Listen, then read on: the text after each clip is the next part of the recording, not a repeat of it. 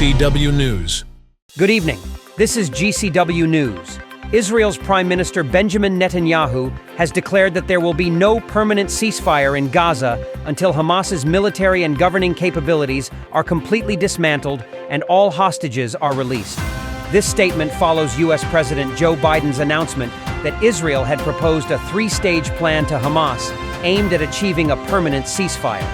A senior Hamas politician informed the BBC that the group will go for this deal if Israel agrees. The negotiations continue as fighting persists in Rafah, with reports of Israeli airstrikes in the city on the border with Egypt.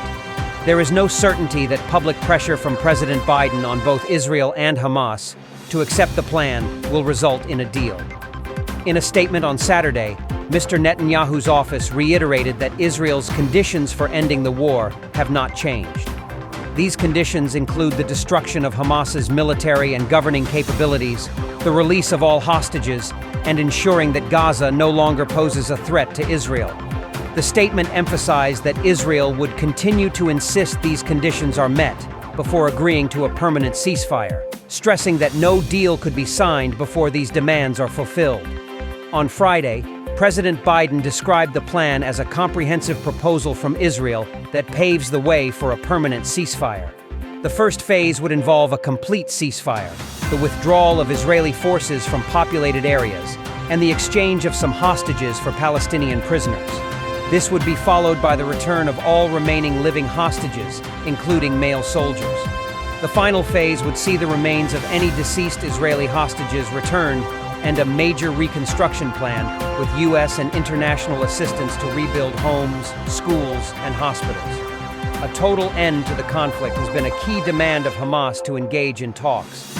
Following Mr. Netanyahu's restatement of his war aims, a spokesman for Hamas said the group would back the plan if Israel did.